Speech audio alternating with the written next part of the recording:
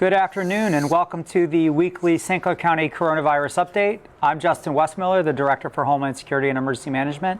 And with me today, Dr. Annette Mercatante from St. Clair County Health Department. Hi, everyone. And so since I'm in the EOC, I'm going to give the update and then Doc's going to provide some detail for us. So as you can see on your screen, we have 2,554 total cases. 214 total hospitalized with 67 deaths and 1,136 recovered. Currently, we have 1,341 active cases and our percent positive is 13.2. Changes in the last 7 days, that's 548 new cases. And interestingly, in the last 2 weeks, we have over 900 new cases. That puts us at 78.3 average new cases per day.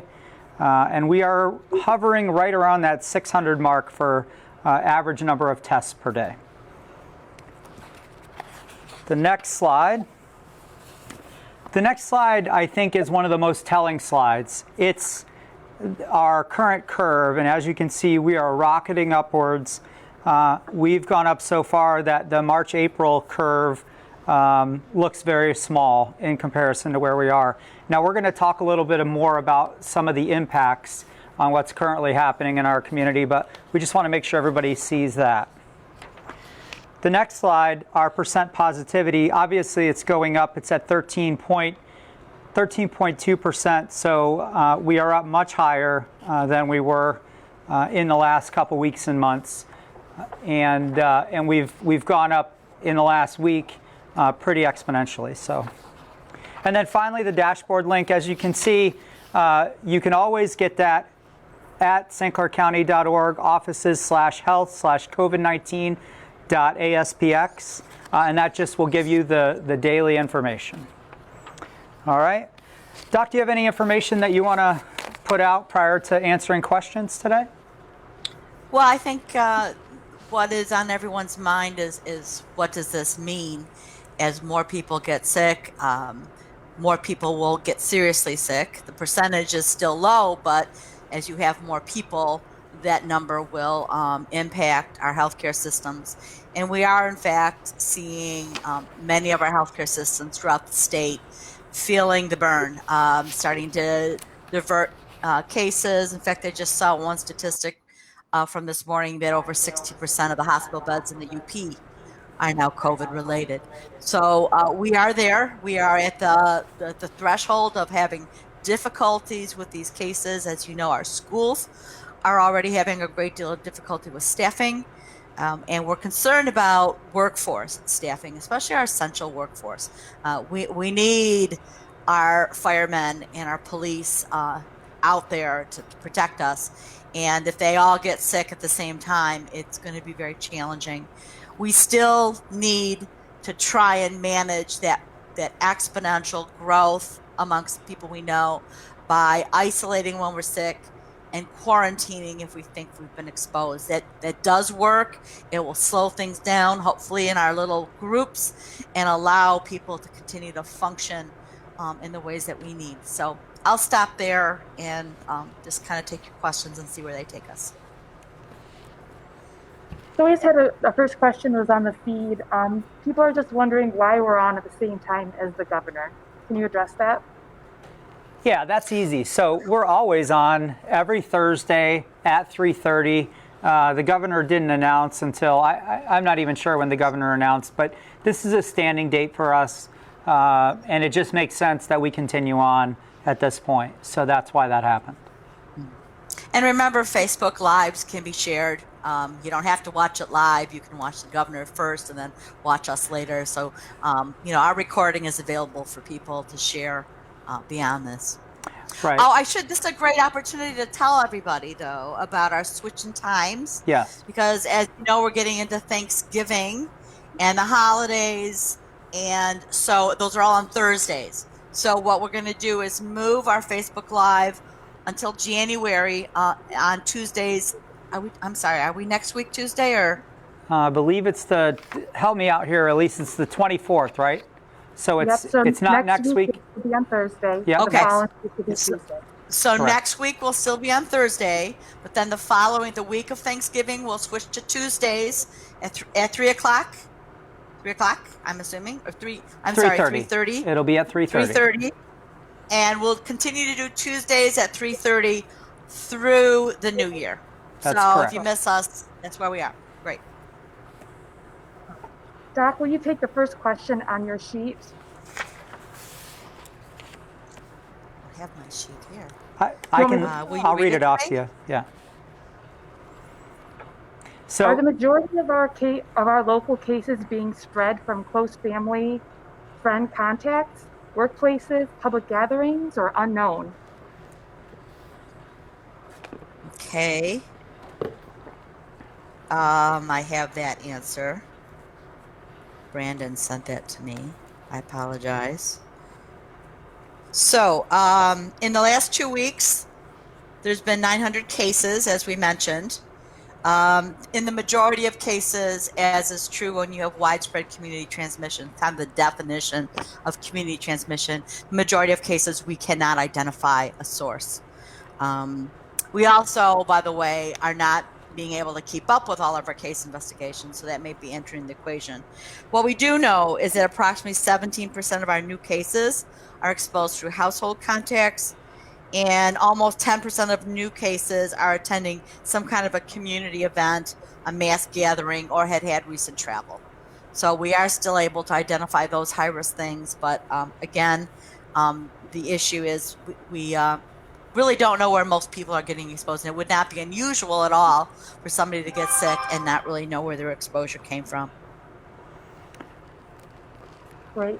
So another question we got a lot yesterday was about a potential shutdown in the future. Do you foresee a shutdown happening? Well, yes and no. Let me. So, do I foresee an imminent order coming from the state or from us? The answer to that would be no. I do not see any imminent. There's nothing on the table right now. On the other hand, I can tell you I foresee, unfortunately, a shutdown from a very practical sense, in the fact that as we continue to struggle with this issue more and more, there will be a unfortunate natural shutdown of things that won't be open, we can't be open, or we can't do, just for the sheer nature of how many people are struggling with the infection. So the shutdown will be a more organic, if you will, as opposed to regulatory. And of course, the shutdown's not out of the question. It really depends, I think, on how bad things get. The problem is never the order to stay home. It's the enforcement to stay home. As you know, that's been the big issue. And I'd like to add, too, that remember, we can continue to curb this if people just follow the simple rules of social distancing, washing your hands, and most importantly, wearing your masks. As we've always said, distance is your friend, and those masks will help stop this upward trend and turn it back the other way. So everybody in this viewing area in our county and beyond can do their part to stop this. We just need to regain control of it, if it's possible at all. So let me just morph on that for a minute, because I had a conversation today with somebody and said, well, I just want this just to get on with this. Let's just, get people infected and just move on. There's a real problem with that. There's a few problems. One is that we do not know whether herd immunity can exist with the current transmission or et cetera. The other issue, of course, is that if we let things just go, we will have an unprecedented amount of morbidity and mortality, Right. Injury, suffering, and death that we just don't need to do. Why would you do that if you don't need to do it? And the third reason it's good to delay is because, as you've probably heard, there are new therapeutics in the pipeline coming our way. The vaccines are heading out our way. And so we will have science and medicine to help protect us against this virus, as opposed to just our mask and our distancing. So it's worth waiting for. It's worth your life or somebody you know's life. So I just wanted to put that out there. All right. Next question. If you get a positive test on one day and a negative test on the next, and you are symptomatic both days, which one should you go by? Also, why does this happen? get a positive test on one day and a negative test and a negative result on a test that was given the next day. So it's a positive test. And the reason why is our tests are less than perfect. They tend to miss viral load, especially as it goes down. There are intrinsically always errors in testing. There's always a gap there between true positives and true negatives. And if you're symptomatic and have a positive test, that's your answer. You have COVID. And I don't care if you get 4 more that are negative, you should treat yourself as though you have COVID. And the simple answer is it could be the test that was done improperly, or it could just be that after a couple of days, your viral transmission has gone way down, which we know it does. This virus tends to replicate the highest and to be emitted from our bodies at the greatest level 2 days before we develop symptoms and immediately after our symptoms, which is why we do that whole quarantine 2 days before your onset. So as that would suggest, the longer you go in your COVID-related illness, the less likely your tests are going to be positive. All right, next question. Is the county prepared to potentially use McMorran as a field hospital if Mercy and McLaren get to capacity? Yes, we do have those plans in place. We've already, previously in March and April, we worked through those decisions with the required governmental officials, and we can pull those plans right off the shelf and make that happen. Now, I will tell you that before we go making any field hospitals, there is a lot of hospital capacity both here in the county and out of the county before we would go doing that and spending that effort to do that. And here's the issue why. You can't have a field hospital without doctors, nurses, and attendants, right? And those come from our hospital system. So it's not worth us taking from Peter, robbing from Peter to pay Paul. And so we're going to use the hospitals up until they can't fit anymore.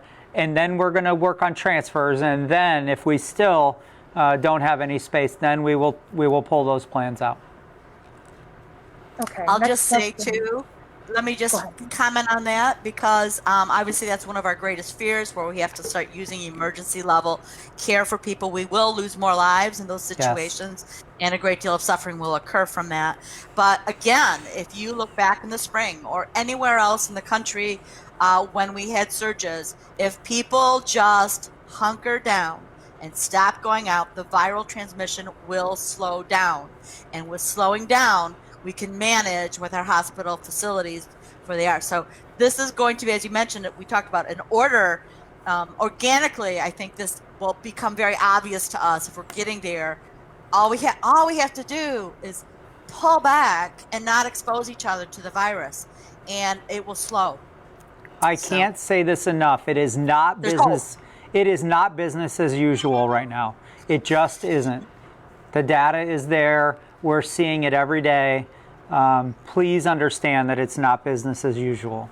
And I would say a small amount of sacrifice, and I guess that's relative if you think it's for now, but sacrifice now is going to prevent a great deal of sacrifice later on.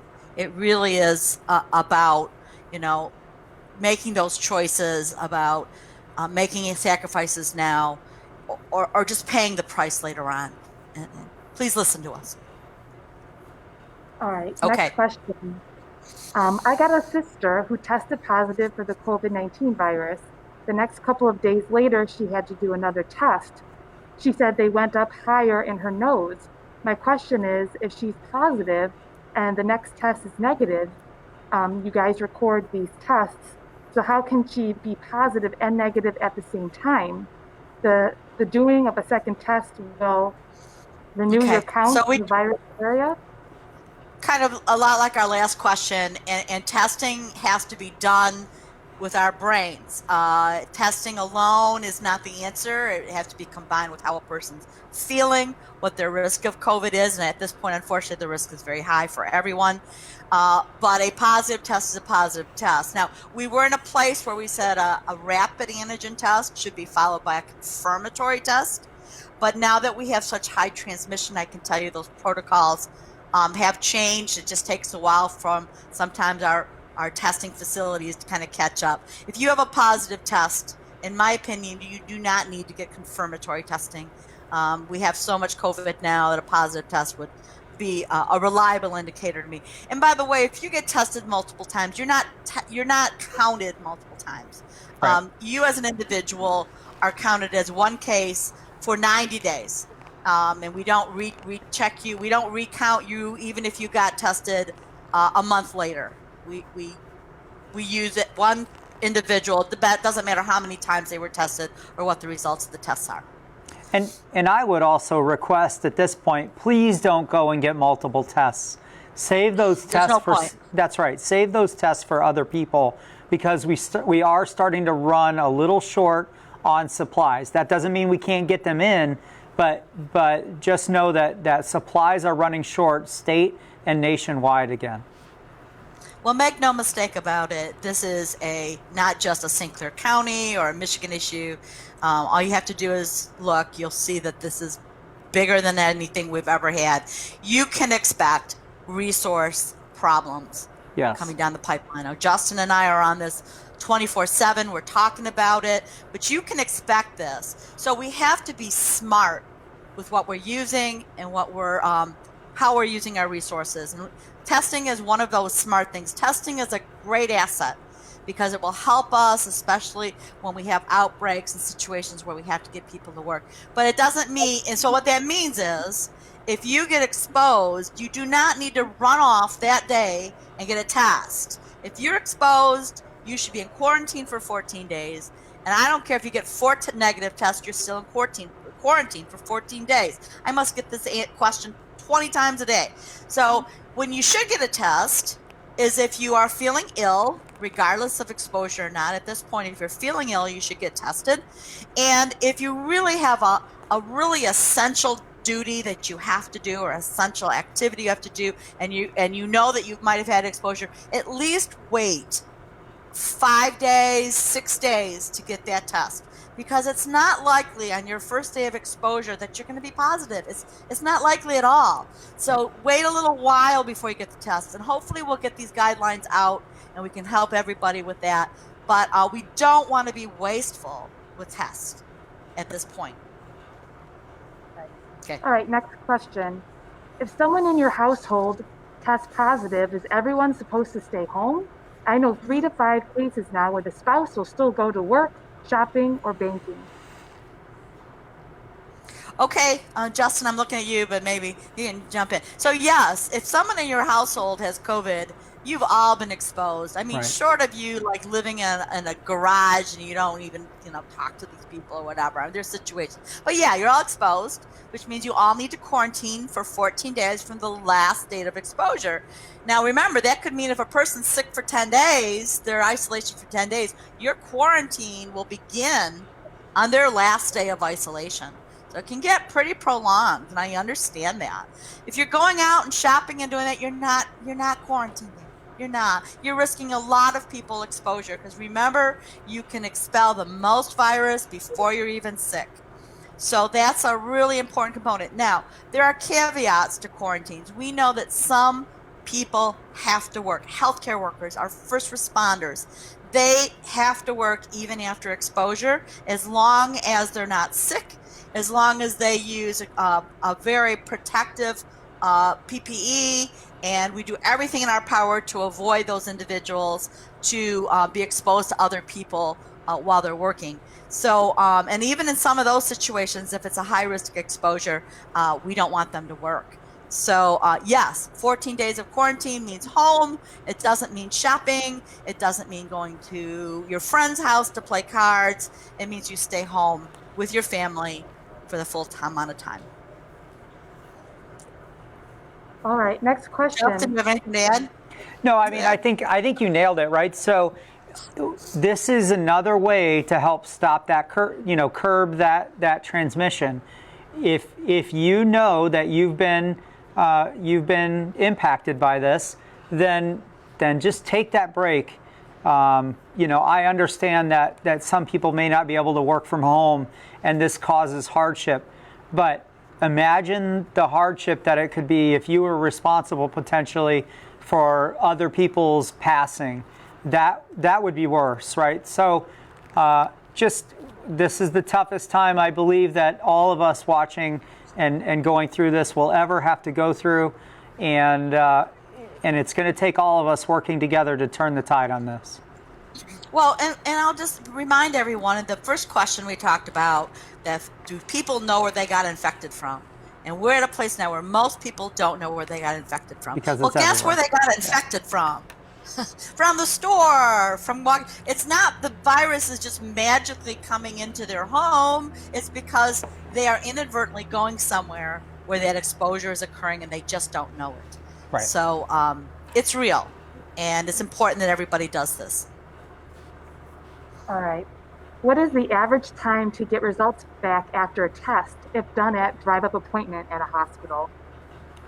So right now, that is anywhere between 48 hours and 5 days. So, and it just depends on load at the lab. I know that it's getting, the time is increasing. So, and that's just because load on the lab. All right.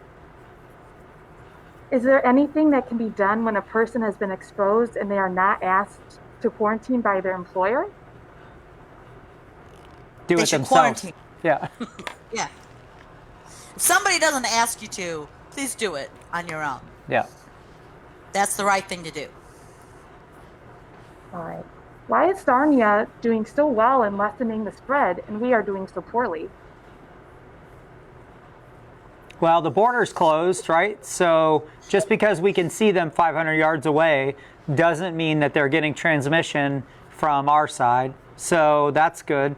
They've also, I will tell you, they have a smaller, there's much less residents there. So that's helpful as well. And they're just plain doing better. People are trusting the output from the government much more than they're trusting it here right now. And I think that's a big part of it. Yeah, I have family in Canada, and I can tell you they're taking this as a country much more seriously. They all quarantine when they return from anywhere. They all quarantine before they have an event where they're getting together. My nephew had a wedding for a very small group, and everyone had to quarantine before and everyone quarantined after. They're just doing things in a way, I think, that are just more, unfortunately, I'm going to say it, a lot more responsible. But as a result, I think they're keeping a check on some of this in some situations. They're having trouble as well in places. The virus really isn't any different there. It's our behavior. It's our behavior that will impact how this goes. Yeah, they're not letting. Choice. Yeah, they're not letting politics and different belief sets impact the way they act for this virus and the response to it. They've decided as a country, this is how we're going to do it, and this is how we're going to manage it, and everybody really has bought into it. All right, next question. Why are we waiting until things get even worse than they were before to do enforcement? People clearly aren't listening to the recommendations now. We're not waiting. Justin and I have been busy for 6-7 months. We do everything within our power to do. Unfortunately, that power is challenged in many levels. There's been, as you know, just a lot of pushback and denial. And I would say when we grieve, we have this ambiguous grief, this loss of our lives as we know it. And the first stage of grief is denial. And the second stage of grief is anger. And I think that's where our country has been for the last, 9 months. It began. Yeah. Yeah. And we need to get past those first two stages. Next is bargaining, which at least is a little better. Depression, we're there. And then acceptance. And with acceptance, you manage things, you deal with it the best you can. And as a community, I just don't know why our society has been lagging, but it has. And it is unfortunate, but it is the reality of what we have to deal with.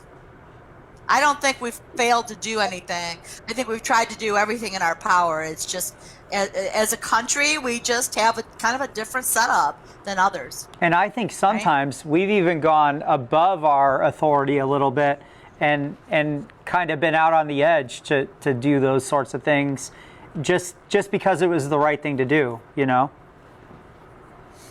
Right. All right, next question.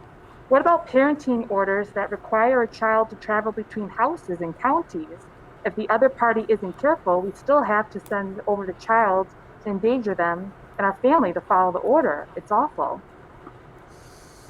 Oh, that's a really great question, and I feel for those kinds of conflicts. That must be horrible. Justin, do you know if our courts are dealing with that at all? I gotta be honest with you. My feeling is the courts are so overwhelmed already because of their inability to function normally that things like that are just they're being gonna overlooked. get lost. Yeah, they are. Yeah, they're going to get lost, and I would try everything in my power to compromise. All right. To try and find that happy medium. It just breaks my heart to think that children are somehow being put in increased danger because parents can't agree. I get it. I understand it happens. But do the best you can. The good news is, right, children, although they readily get this infection, are not suffering the inordinate amount of problems that we're seeing in older people. Now, of course, if your child has a congenital problem, has chronic health issues, they are still vulnerable. But children are faring very well with this infection.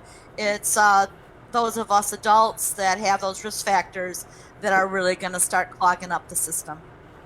Yeah, and just remember, like at the end of the day, the human element has to come in, and we have to remember that at this point it's time to be good to each other, regardless to the previous issues, and understand that you could be passing that virus back and forth, and we really need to figure out a way to do this safely and with the least harm, I think is a one way to look at it. Yeah, I'd like to think that adversity will bring out the best of us. Yeah. Of course, I believe in the goodness of human nature, and that when we all just kind of finally just shake off this denial and anger thing, that we'll realize that we have to do our best together as humanity to kind of work through this crisis. And believe me, people, this is a crisis that we have to work through. It's not going to just go away because we ignore it. All right. Are we going to have another school shutdown? I see that Port Huron is going virtual. So I don't want to speak directly for the schools, but here's what I'll say. It is becoming day to day increasingly difficult to staff the schools for many of our districts in the county. So the way that the district school shutdowns operate is the health department makes recommendations to the district superintendent and school board, and the school board makes the decision.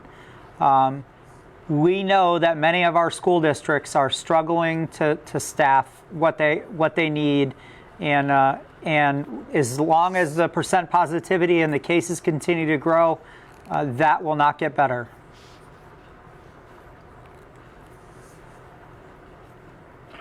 All right. Next question. How likely is it that gyms are going to shut down again? Well, again, this goes back to the legal orders versus just the nature of infectious diseases. I'm just going to reiterate that there are risks and riskier and riskiest. We know that one of the riskiest things you can do is be in an indoor room with another individual who has an infection, whether they know it or not, and breathe heavy. Okay, singing, exercising, these things create a lot more respiratory transmission of the virus, a lot further than 6 feet. And nobody's really sure exactly how far these things can go, but I can guarantee you huffing and puffing on a treadmill is going to go a lot farther than 6 feet. So gyms are intrinsically a riskier place to go. And if I were a person that had chronic medical conditions, if I were over the age of 65 or even over the age of 55 with heart disease or hypertension or diabetes, I would not be going to an indoor gym. People have to start making these decisions. Now, will there be orders and regulations to shut them down again? Again, there's nothing on the table immediately to do that, and I think primarily it's because the enforcement of that has been so volatile and so difficult to achieve. We really have to focus our energy on things we can achieve, things we can accomplish at this point, and not waste a lot of energy arguing and using resources that don't do any good. So what that will be, we're going to have to take it one step at a time. All right, just a couple more questions here before we wrap up. When coworkers test positive, shouldn't the company be required to close and all employees quarantine? It depends, not necessarily. So if employers are doing the right thing by distancing their employees, everyone wearing masks, cohorting their employees together so that only small groups are close to each other, not making sure you take breaks together where you're close together. Remember, exposure that warrants quarantine has been defined and continues to be defined as closer than 6 feet for longer than 15 minutes. Now, that 15 minutes can be cumulative over a 24-hour period, but if you are on one side of the building and the person who has COVID is on the other side of the building and you never even see them, you certainly don't have to be quarantined. So each individual business is unique. We try and talk to each business owner directly and really try and get a feel for what that real risk of exposure is. If they need to close, we support it. If they want to close, we'll even support it.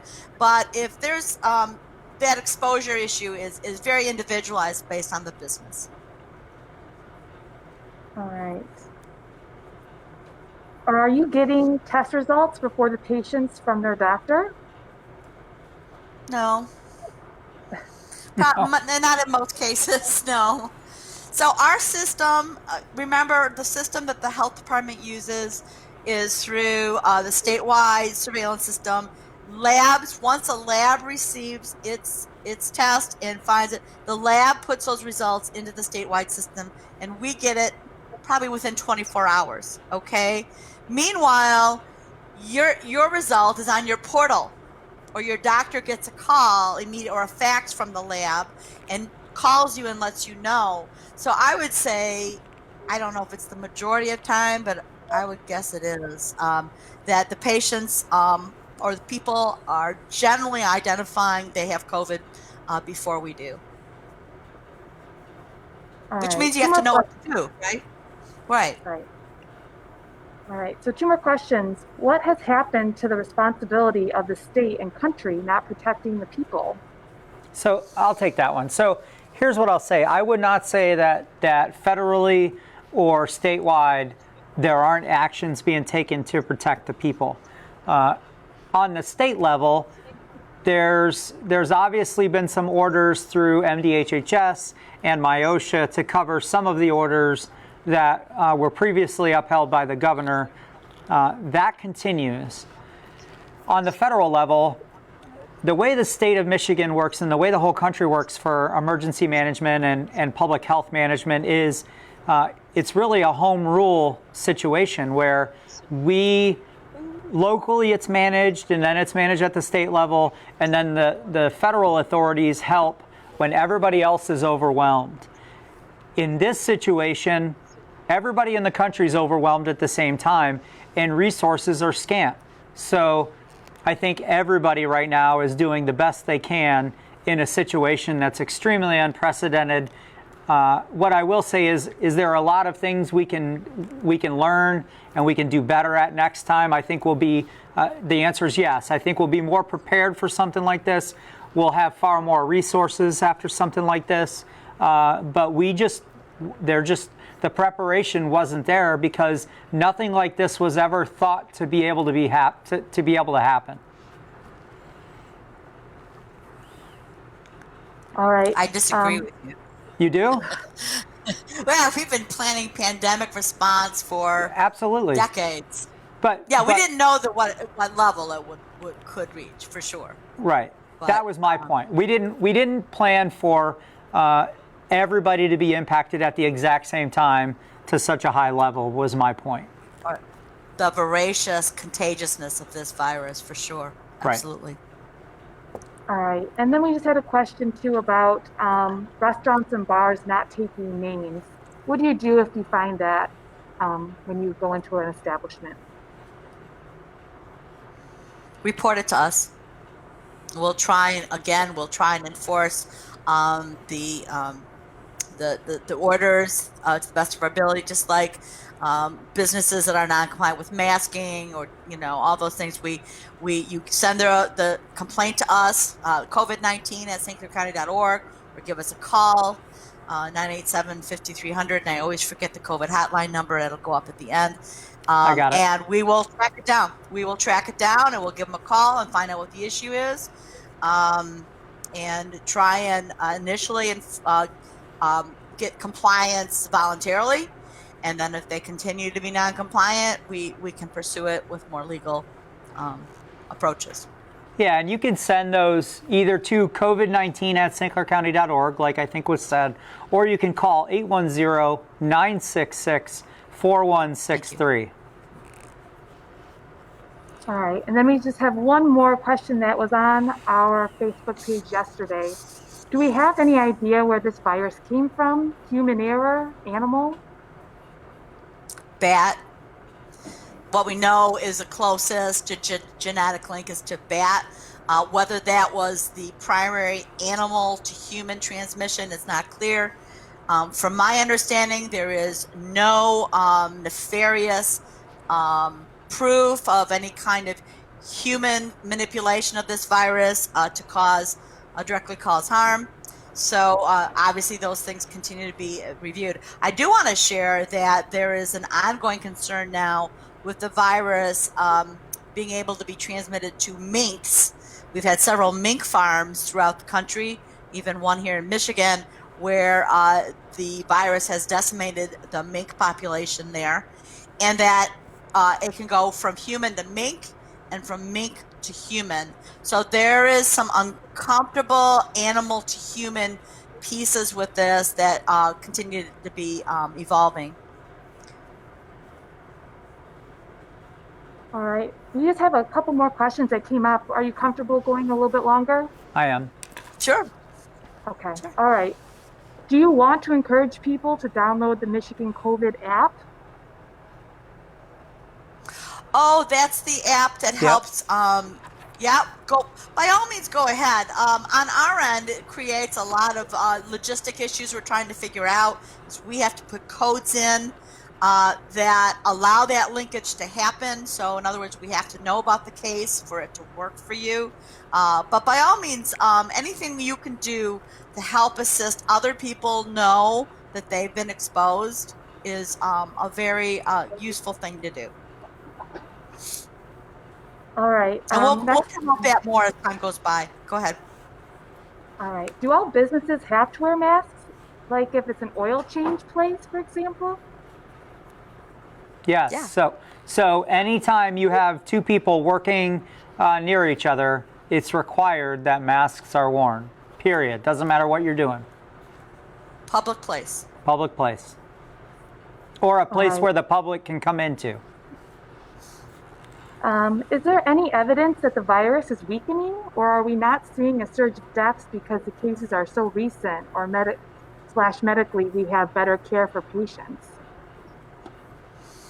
There is no evidence that the virus is weakening in its ability to cause disease.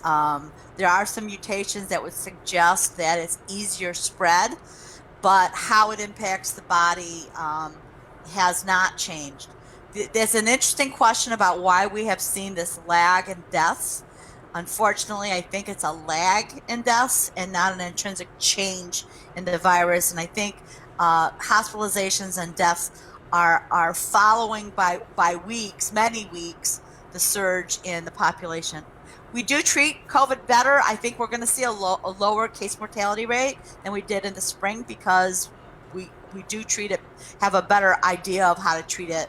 For instance, the virus causes a great deal of inflammation and clotting disorders in the body. And initially, there were people dying a lot from these vascular events. So if you're sick enough to go to the hospital, you're going to get blood thinners and you're going to get treatment for this thromboembolic problem, which is going to help dramatically. So we're getting better at treatment, but there's nothing intrinsically different with the virus that we can tell, which means we have a world of pain and hurt in front of us when you have a large portion of the population get sick at once. All right. A lot of people are just saying thank you for the time. Thank you for answering the questions. And at this point, any closing comments? Well, I just want to say, and we talked about this earlier, that if you think of questions that you forget to ask here, we're going to do everything we can to keep those frequently asked questions out in front of you. And watch your Facebook because we can respond, I think, the quickest through social media. And we'll try and address how to do that in the coming days. So keep the questions coming. They're important. The better you understand this, the better we're all going to be. This is not something I can do or Justin can do. I don't think laws can do this. This is all about you understanding how to manage your body and the people around you. And that knowledge is power, and I want everybody to have as much of it as we can. I agree with that wholeheartedly.